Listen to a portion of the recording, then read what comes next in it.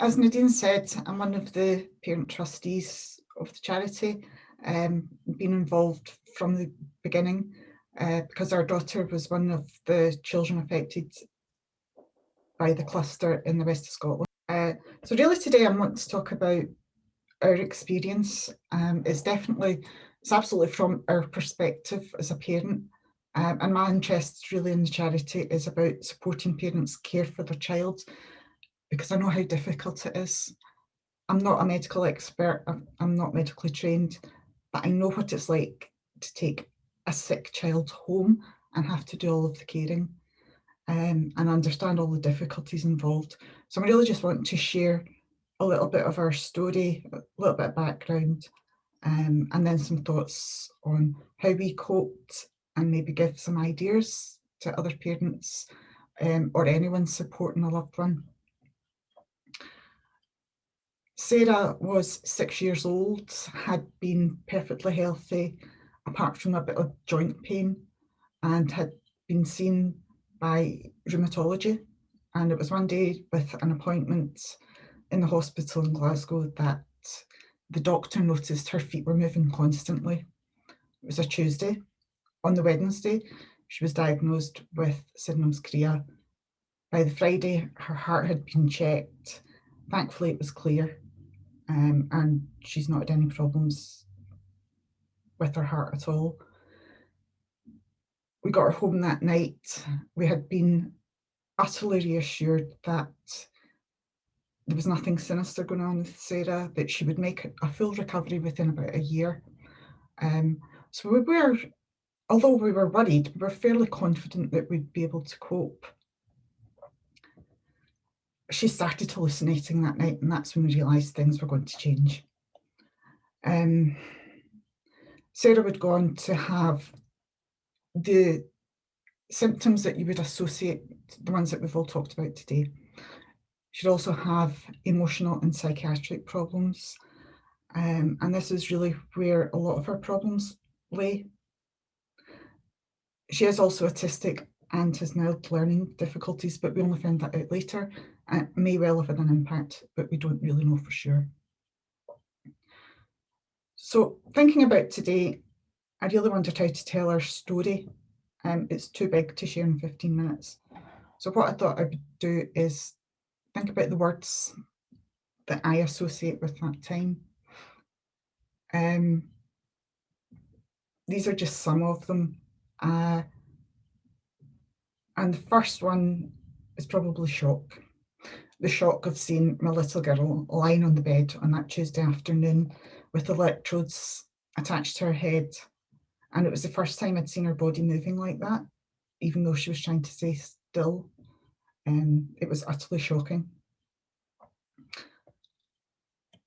The next ones that stand out for me are unique and complex, because these are the words that were used to describe Sarah's recovery from her illness. She had so many different types of symptoms. She wasn't recovering the way that the doctors and the staff expected her to. So that was really unexpected.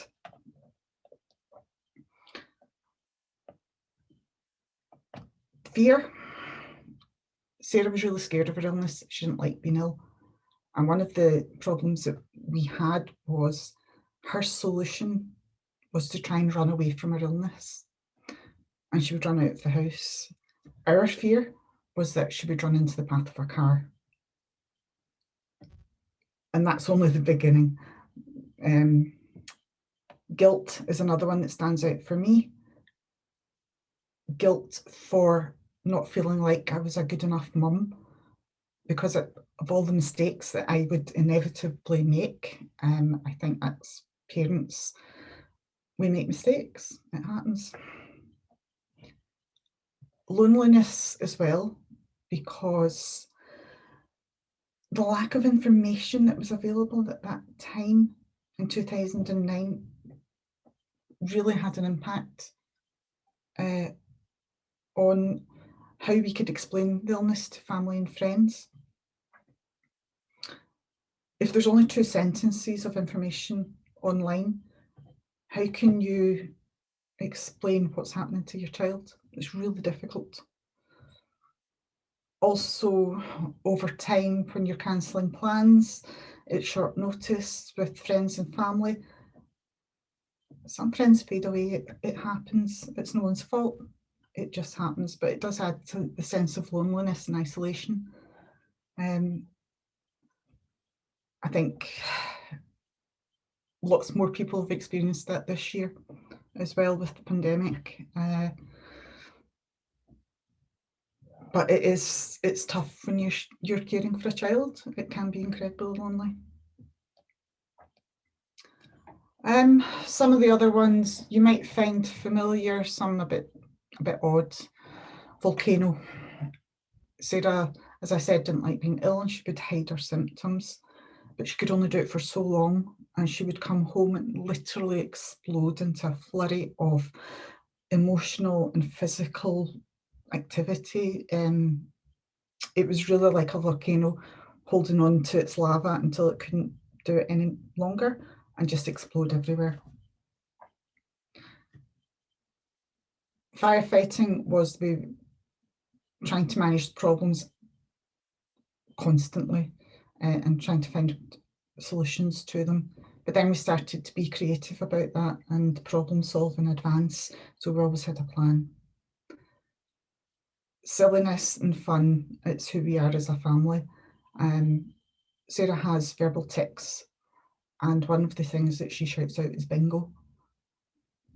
When she does that, someone else in the house shouts house, 6, 10, 11.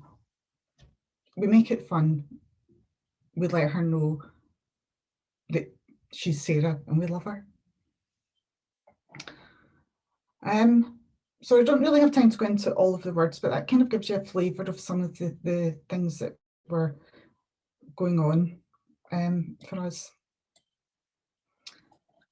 These are some of the departments we saw within the hospital.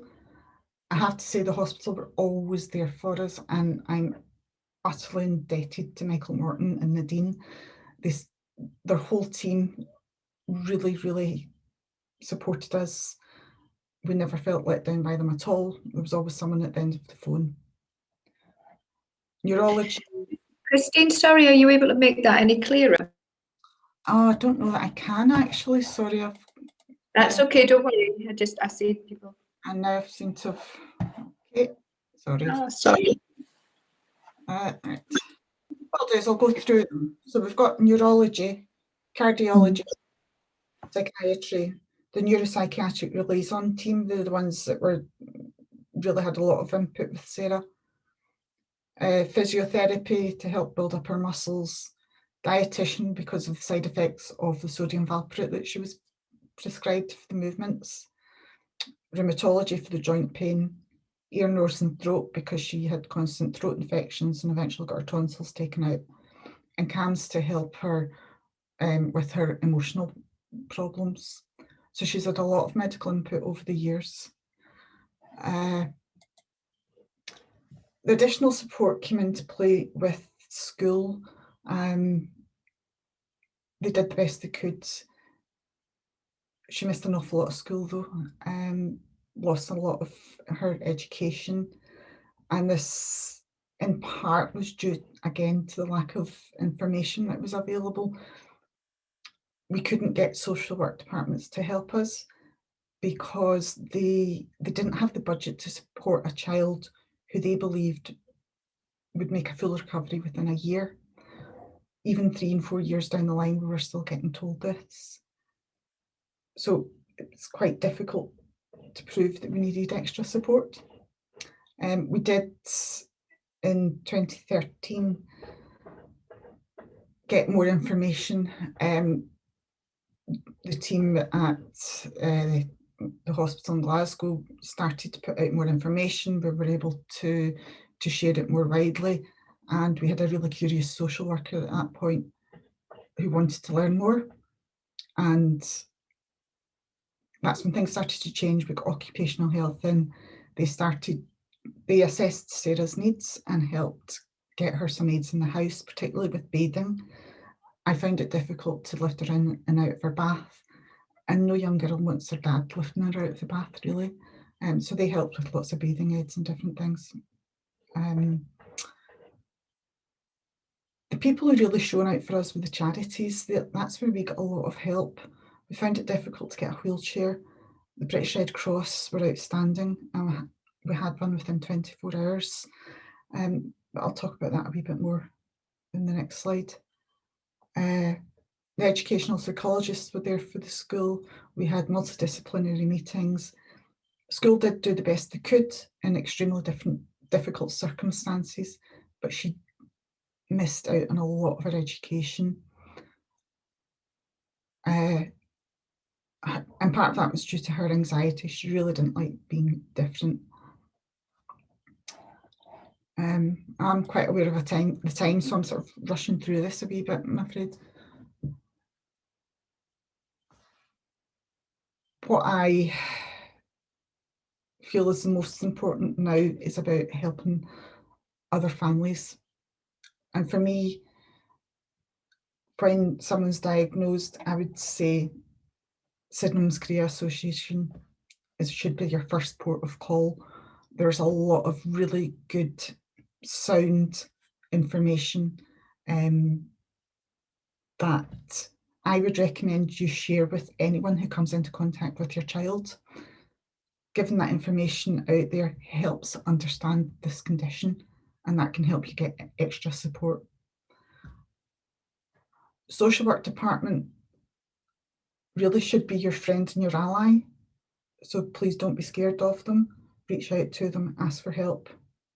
Occupational health for assessing needs at home, whether that's wheelchairs, access to the house, or the bathing aids that I described earlier.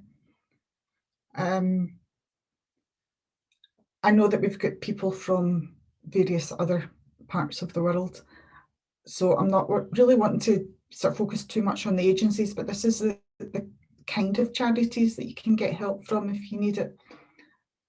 As I said, British Red Cross, utterly outstanding, couldn't be more helpful. And they were there for us after one phone call. Whiz Kids gave Sarah a bespoke wheelchair, which was so comfortable for her and made her feel really special at a time when she really didn't. Family Fund is another one that can help with financial aid if you need it. And a lot of people aren't aware that different trades and professions have their own benevolent funds to help support families when they're going through difficult times. So no matter what your job is, it could be worth having a look at that. So it's just some sort of ideas. If you're in Britain and you feel like your child needs support at school, maybe additional support, you can get that assessed. I would recommend looking at inquire.org.uk if you live in Scotland. They've got fabulous information available to help you with the process, as does kids.org.uk if you're based in England. So finally, just some hints. Contact the charity. We're here, we've got the information, we want to support you, and we're here to listen if that's what you'd like. Share the information leaflet. I found it particularly helpful, and that's when things started to change for us as a family. Ask for help for you and for your family. You deserve it, you need it. And if you don't get it at first, be persistent. For anyone that's caring for someone affected with Sydenham's, talk about how you're feeling and take care of yourself. You need to look after yourself first before you can look after anyone else. You'll notice that I've not shared any photographs of Sarah today, and that's because she didn't like them being taken. She didn't like being ill and wouldn't allow us to take any photographs. We have very few of them from when she was ill, so I'm respecting her privacy there. So really that's me. Thank you, Christine. That was absolutely fantastic. I think you touched on a lot of important points. I was just putting in the chat there, particularly about looking after yourself. It's really, really important. And as a parent, we naturally feel guilty about that. But actually, if we're not looking after ourselves, then we can't meet the needs of our children. We need to do that, and having time away is okay. To do that, it's really, really important. And just about accessing other services, get the support you need. It's really, really important to get the support you need. I think sometimes you feel quite disabled in a way, and you don't know what to do. You're a bit stuck, but actually, as the parent, you have to keep knocking on the door. You have to keep asking, and that can be the frustrating part because it's draining. You feel like you're telling the same story over and over. But if you don't fight for your child, nobody will. Sometimes that's the feeling. But there is help out there. It's just about finding it and about finding the right people who can give it. So do ask, and don't be scared to keep asking the same doctors and the same people, particularly with schools and things, because there are resources there, and it's sometimes the most obvious conditions will get the support and the less familiar ones won't. So take our information leaflet into school. It can be really helpful to help people to understand the complex presentation. Okay.